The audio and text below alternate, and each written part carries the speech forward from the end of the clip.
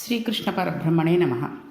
నిన్న పారాయణంలో మనం బ్రహ్మగారు మైథున సృష్టి కోసం స్వయంభవ మనువుని శతరూపుని సృష్టిస్తే వారికి పుట్టిన వారిలో ఉత్తానపాదుడు అనే కుమారుడు కూడా ఉండడం, అతనికి ఇద్దరు భార్యలు సునీతి సురుచి అని ఉండడం, వారిద్దరిలో సురుచికి ఎక్కువ ప్రాధాన్యత ఇవ్వడం జరుగుతోంది. అయితే సురుచికి లొంగినవాడు కావడం చేత సునీతి మాట వినేతత్వం రాజుకు లేదు. ఆవిడను భారీగా ఆదరించినవాడు కాదు.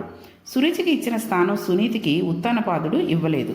కానీ వారి భార్యలు కనుక ఇద్దరి యందు కుమారులు జన్మించారు. అందులో ఒకని పేరు ఉత్తముడు. ఇంద్రియములతో అనుభవించిన సుఖములు అన్నీ ఉత్తమంగానే కనిపిస్తాయి, ఎవరికీ అధమంగా కనిపించవు. అధమంగా కనిపించిన దానిని సుఖమని ఎందుకంటారు? ఎవడైనా ఏదైనా సుఖాన్ని అనుభవించి దానిని గ్రామ్య సుఖము దీనికోసమో వెంపరలాటడ ఎందుకు అని అన్నాడనుకోండి, అప్పుడు మనం వాడికి వైరాగ్యం వచ్చిందని భావించాలి. సహజంగా మన సమాజంలో వైరాగ్యం అనే మాటను చాలా తేలిగ్గా వాడుతూ ఉంటారు. వైరాగ్యం అనేది అంత సామాన్యంగా రాదు. చూడండి, రామకృష్ణ పరమహంస గారు అంటారు, it does not come like drop by drop, it comes by flood. అంటే చుక్క చుక్కగా రాదు, వైరాగ్యం అనేది వరదలాగా వచ్చేస్తుంది అన్నమాట. మనిషిలో మార్పు తీసుకురావడానికి అది వస్తే వరదలా వస్తుంది, అంతేగాని ఒక్కో చుక్క చొప్పున రాదు అని చెప్పారు రామకృష్ణ పరమహంస గారు. వైరాగ్యం వచ్చినవాడు వైరాగ్యం వచ్చిన మరుక్షణం నుండే మారిపోతాడు. వైరాగ్యం పైన కట్టుకున్న బట్టలను బట్టి తెలియదు, లోపల ఉన్న స్థితిని బట్టి తెలుస్తుంది. మనకు కూడా ఈశ్వరుని గురించి వినగా ఏదో ఒక రోజు వైరాగ్యం వస్తుంది, అంతేగాని వైరాగ్యము జ్ఞానము ఒకసారి సిద్ధించాలి అంటే ఎలా సిద్ధిస్తాయి? వైరాగ్యం సిద్ధించడానికి కొంత సమయం పడుతుంది. దానికి శ్రవణము నడుస్తూ ఉండాలి, అంటే కాలం. భగవత్ సంబంధమైన విషయాలను వినడం అనేది జరుగుతూ ఉండాలి. అది జరగకపోతే వైరాగ్యం అనేది కుదిరే విషయం కాదు. మనం భగవంతుడి యొక్క విషయాలు వింటూ ఆయనని గురించి చదువుకుంటూ ఆయననే సేవిస్తూ ఉంటే తప్పకుండా వైరాగ్యం వస్తుంది. వైరాగ్యం అంటే విదిలేసి సన్యాసం పుచ్చుకోక్కర్లేదు. ఏమిటి జీవితం? ఈ బట్టలు కొనుక్కోవడం, బయట రెస్టారెంట్లో తినడం, సినిమాలకు వెళ్ళిపోవడం, ఏదో ఒక ప్రదేశాలను చూడడం, ఇదే నా జీవితం అని అనిపించి భగవంతుడిని ధ్యానిద్దాం ఉన్న కాస్త టైంలోనూ మళ్ళీ ఏ రోజు ఎక్కడికి వెళ్ళిపోతామో మనకు తెలియదు కదా అని అనిపించేదే వైరాగ్యం. అయితే ఇక్కడ సురుచి సునీతి అనే ఇద్దరు భార్యలతో ఉత్తానపాదుడు ఉన్నాడు. ఒకనాడు ఒక ఆశ్చర్యకరమైన సంఘటన జరిగింది. మామూలుగా మన ఇళ్లలో అయితే చెప్పుకోవాల్సిన సందర్భమే కాదు, కానీ ఈ సంఘటనను తీసుకువచ్చి వ్యాసుడు ఒక మహాత్ముని జీవితంగా, మన జీవితాన్ని మార్చగలిగిన సందర్భంగా ఆవిష్కరించారు. పోతన గారు పరవశించి దానిని అనువాదం చేశారు. అంతఃపురంలో జరిగిన అంత గొప్ప సంఘటన ఏంటి అంటే, అసలు ధ్రువోపాఖ్యాన్ని మనం ఒక సాధారణ కథగా అక్షరాలుగా చదివినట్లయితే అది గొప్ప సంఘటనే కాదు, కానీ జాగ్రత్తగా చదివితే అందులో ఉండే గొప్పతనం మనకి అర్థమవుతుంది. ఇక అంతఃపురంలో జరిగిన వింత ఏంటి అంటే, ఒకనాడు అంతఃపురంలో ఉత్తానపాదుడు కూర్చుని ఉన్నాడు. పక్కన సురుచి నిలబడి ఉంది. సురుచి కొడుకైన ఉత్తముడు తండ్రి తొడ మీద కూర్చుని ఉన్నాడు. తండ్రి తొడ మీద కూర్చోవాలనే ఉత్సుకత కొడుకుకి సాధారణంగా ఉంటుంది. పిల్లవాడు తన తండ్రి తొడ మీద కూర్చుంటే మహాసామ్రాజ్య పట్టాభిషేకం పొందినంత ఆనందాన్ని అనుభవిస్తాడు. తండ్రి తొడ మీద కూర్చోవాలని అనుకుంటాడు. తండ్రికి కూడా అంతే, అలాగే అనిపిస్తూ ఉంటుంది. అసలు పురుషునికి ఐశ్వర్యాలలోకెల్లా గొప్ప ఐశ్వర్యం ఏది అని ప్రశ్న వేసామనుకోండి, అన్ని ఐశ్వర్యాలలో గొప్ప ఐశ్వర్యం ఏమిటంటే పుత్రుణ్ణి పరిష్వంగం చేసుకోవడం, తన కొడుకును తాను గాఢంగా కౌగిలించుకోవడమే పెద్ద ఐశ్వర్యం. ఎందుకంటే ఎదురుకుండా తానే కొడుకుగా ఉన్నాడు, తనను తాను కౌగిలించుకోవడం కుదరదు. అయితే కుమార్తె కూడా అలాగే పుట్టింది కదా అని మనకు ఒక సందేహం కలగచ్చు. కానీ శాస్త్ర నియమాన్ని అనుసరించి కన్న కూతురే అయినా సరే 5 సంవత్సరములు దాటిన తర్వాత కూతురు నిద్రపోతుంటే తండ్రి ఆ గదిలోకి వెళ్ళడం నిషిద్ధం. తండ్రితో కలిసి కూతురు ఏకశయందు నిద్రించడం కూడా నిషిద్ధమే. సమాజం నందు గౌరవం నిలబడడం కోసమని ఒక మర్యాద పెట్టబడింది, అంత గౌరవం నిక్షేపింపబడింది. తండ్రికి కూతురు మీద కానీ కొడుకు మీద కానీ మిక్కుటమైన ముద్దు వస్తే ఎక్కడ పడితే అక్కడ ముద్దు పెట్టడానికి వీలు లేదు. దానిని ధర్మశాస్త్రం అంగీకరించదు. పిల్లలకు 5 ఏళ్ల వయసు దాటితే బిడ్డల తలపట్టుకుని వంచి వారి మూర్ధన్య స్థానమునందు, అంటే పాపటయందు తండ్రి ముద్దు పెట్టుకుంటే వాళ్ళ ఆయుర్దాయం పెరుగుతుంది, వాళ్ళు ఇంకా వృద్ధిలోకి వస్తారు. ఎక్కడ పడితే అక్కడ ముద్దు పెట్టడాన్ని శాస్త్రం నిషేధించింది. ఈ రోజుల్లో చూడండి, వయసు వచ్చిన కూతుళ్ళు అవనండి, కొడుకులు అవనండి, తల్లిదండ్రులు మేము తల్లిదండ్రుల పేరెంట్స్లా ఉండమండి, ఫ్రెండ్స్లా ఉంటాం అని అదొక గొప్పగా చెప్పుకోవడం.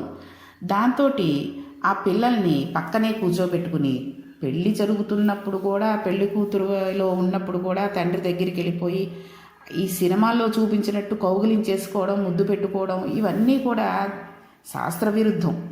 కొడుకైనా సరే తల్లి నడుము చుట్టూ చేతులు వేసేసి, ఇది ఎక్కడ ఇంట్లో ఏం కొట్టుకుంటారో ఏం చేస్తారో తెలియదు కానీ ఈ ఫంక్షన్స్కి వెళ్ళినప్పుడు ఎవరైనా ఇంటికి వచ్చినా, ఎవరింటికైనా వీళ్ళు వెళ్ళినా ఇది మరీ విపరీతమైన ధోరణిలాగా ఉంటుంది. కాబట్టి ఇటువంటి పనులు చెయ్యకూడదు. శాస్త్రవిరుద్ధం అని చెప్పినప్పుడు శాస్త్రవిరుద్ధమే. భాగవతం అబద్ధం చెప్పదు కదండి. కాబట్టి 5 ఏళ్ళు దాటిన తర్వాత నుంచి తండ్రి కూతురు, తల్లి కొడుకు ఎలా ఉండాలి అనేది మనకి భాగవతం చెప్తుంది. కాబట్టి అసలు నిజం చెప్పాలంటే ఒక కొడుకు తల్లి పడుకున్న గదిలోకి తనకి 16 ఏళ్ళ వయసులోపు, అంటే కొడుకు అయిన తర్వాత వెళ్ళాలి అంటే తలుపు కొట్టి వెళ్ళాలట. తల్లి కానీ తండ్రి కానీ పడుకుంటే, ముఖ్యంగా తల్లి పడుకుంటే, ఎందుకంటే తల్లే కదా అని లోపలికి గబగబా తలుపు తీసుకుని తోసుకుని వెళ్ళిపోకూడదుట. ఆ తల్లి కాస్త అటు ఇటుగా పడుకుని ఉందనుకోండి, తలుపు కొడితే లేచి సర్దుకుంటుంది. కాబట్టి అలా ఎలా పడితే అలాగ వెళ్ళిపోవడం శాస్త్ర విరుద్ధం. ఇక్కడ భాగవతంలోకి వస్తే, సురుచి కొడుకైన ఉత్తముడు తండ్రి తొడ మీద కూర్చుని ఉన్నాడు. అప్పుడు సునీతి కొడుకైన ధ్రువుడు పరుగున వచ్చాడు. అతనికి కూడా తండ్రి తొడ మీద కూర్చోవాలని కోరిక కలిగింది. కొడుకు కదండి. వచ్చి తండ్రిని తన కోరికను వ్యక్తం చేశాడు. తండ్రి ధ్రువుని తన తొడ మీదకి ఎక్కించుకోలేదు. తండ్రికి కొడుకు మీద ప్రేమ లేక కాదు. ఈ విషయాన్ని మనం గమనించాలి. ఉత్తానపాదుడికి తన కొడుకైన ధ్రువుని మీద ప్రేమ ఉంది. శాస్త్రంలో తండ్రికి భార్యలయందు భేదం ఉండవచ్చు కానీ కొడుకులయందు భేదం ఉండదు. ఇదో గమ్మత్తు. ఎందుకంటే రెండూ తన తేజస్సులే. సురుచి పక్కన ఉండడం వలన ధ్రువుని తన తొడ మీదకి ఎక్కించుకోలేదు ఉత్తానపాదుడు. ఆవిడ ఉండగా కూర్చోపెట్టుకోలేడు. అందుకని ఎక్కించుకోవడానికి ఇష్టపడలేదు, కానీ జవాబు చెప్పలేదు. వీల్లేదు అని తోసేసి సురుచి వంక చూస్తున్నాడు. ఇక్కడ ఒక గమ్మత్తు జరిగింది. మన జీవితంలో చూడండి, మనం మారాలి అంటే ఏదో ఒక సంఘటన కావాలి. మనం ఏ సంఘటనను ఆలంబంగా తీసుకోలేకపోతే ఎప్పటికీ జీవితం మారదు. ఎక్కడో అక్కడ వెనక్కి తిరిగి చూడాలి. వెనక్కి తిరిగి చూస్తే ఆత్మావలోకనం అవుతుంది. మనం అలా అవలోకనం చేయకుండా కాలంతో పాటు పరిగెడితే దానికి ఇక అవలోకనం ఉండదు. కాబట్టి ఇక్కడ ఒకసారి సురుచి వంక చూశాడు. అప్పుడు ఆవిడ ఒక గమ్మత్తైన మాట అంది. ఓ సవితి కొడక, నీకు తండ్రి గారి తొడ మీద కూర్చోవాలని కోరిక ఉందా? నీవు నిజంగా తండ్రి తొడ మీద కూర్చునే అదృష్టం పొందినవాడివైతే నా కడుపును పుట్టినవాడివి. మా అమ్మ కడుపుని ఎందుకు పుడతావు? ఆ అమ్మ కడుపును పుట్టినవాడికి ఆయన తొడనెక్కే అదృష్టం ఎక్కడ ఉంది? నా కడుపును పుట్టి ఉంటే ఆయన తొడ మీద కూర్చునే అదృష్టం కలిగి ఉండేది అంది. ఇది ఎంత హేమైన మాట మనం ఆలోచిస్తే తెలుస్తుంది. క్షేత్రాలు రెండూ సమానం, బీజములు రెండూ సమానం, కానీ కేవలం అభిత్యాత్యంతో ఈ మాట అంటోంది. ఆవిడ ఎవరిని నింద చేసింది? ఆవిడ ధ్రువుడిని నింద చేయలేదు. సవితి కొడక అని పిలవడంలో తన సవితిని చిన్నబుచ్చుతుంది. ఆయన తొడ మీద కూర్చోవాలంటే తన కొడుకు అయి ఉండాలి అని తన అభిత్యాత్యాన్ని ప్రకటించుకుంది. ఆమెకు ఎంత అహంకారమో చూడండి. 5 సంవత్సరముల పిల్లవాడు తన తండ్రి తొడ మీద కూర్చోవాలనే కోరికను తెలియజేస్తే ఇంత కఠినంగా మాట్లాడవలసిన అవసరం ఉందా అసలు? సురుచికి సునీతికి ఎంత తేడా ఉంటుందో మనం ధ్రువోపాఖ్యానంలో కనిపెట్టాలి. ఒక్కొక్క ఇంట్లో ఒక్కొక్క స్త్రీ మాట్లాడే మాటను బట్టి ఆమె సురుచియో సునీతియో మనం కనిపెట్టేయచ్చు. ఆవిడ సురుచి అయినట్లయితే ఆయన నాశనం అయిపోయినట్టే. ఆవిడ సునీతి అయితే ఆయన అదృష్టం పండిపోయిందనడానికి గుర్తు. దేవి భాగవతంలో వ్యాసుడు ఒక తీర్పు చెబుతాడు. కుపుత్రేణ వయో నష్టం కుభోజేన దివస. ఒక దుర్మార్గుడైన కొడుకు కలిగినట్లయితే వాడి వల్ల వంశం అంతా నశించిపోతుంది. ఒకరోజు తప్పు భోజనం చేస్తే, తప్పు భోజనం అంటే శాస్త్రం నందు ఏ పదార్థం పడితే ఆ పదార్థం, ఎలాంటి చోట పడితే అలాంటి చోట తినకూడదు. అన్నిటికన్నా పెద్దపీట వేసి తినవలసిన భోజనం భగవన్ నివేదన చేసిన ప్రసాదం. అది తాను భక్తుడైతే తన ఇంట దొరుకుతుంది. తాను నైవేద్యం పెట్టుకుని తింటాడు. రెండవది, ఎవరైనా పిలిస్తే తాను కాదనకుండా వెళ్ళి తినవలసినది భాగవత శేషం. మహాభాగవతులై, జ్ఞానులై, పరమహంసలై నిరంతరము భగవంతుని పాదముల యందు తిరుగాడేవారు ఏ ఇంటికైనా వచ్చి పదార్థాలను భుజించి వెళ్ళిపోతే వారికి పలహారం పెట్టి పంపకూడదు. వారితో వచ్చిన వారికి కూడా పెట్టాలి. వారు తిన్నప్పుడు ఆ రాశి యందు మిగిలినది భాగవత శేషం అవుతుంది. వారు తినగా మిగిలినది ఆ రోజున ఉచ్చిష్టము క్రింద లెక్క. దానిని ఆ రోజున మనం కూడా వెళ్ళి తినినట్లయితే ఆ భాగవతోచ్చిష్టము మన మనస్సును సంస్కరిస్తుంది, మన మనస్సును భగవంతుని వైపు తిప్పుతుంది. అందుకని అలాంటిది తినమని శాస్త్రం చెబుతోంది. నిజమైన భాగవతులు ఎవరైనా పిలిస్తే ఆ భాగవత శేషమును తినడానికి వెళ్ళాలి. పెట్టిన వారికి కూడా మర్యాద ఉండాలి. వచ్చిన వారు భాగవత శేషం తినడానికి వచ్చారు అనే మర్యాదతో పెట్టాలి తప్ప చూసి చూడకుండా అలక్ష్యంతో విస్తరియందు వడ్డన జరుగుతూ ఉంటే అది తప్పు అవుతుంది.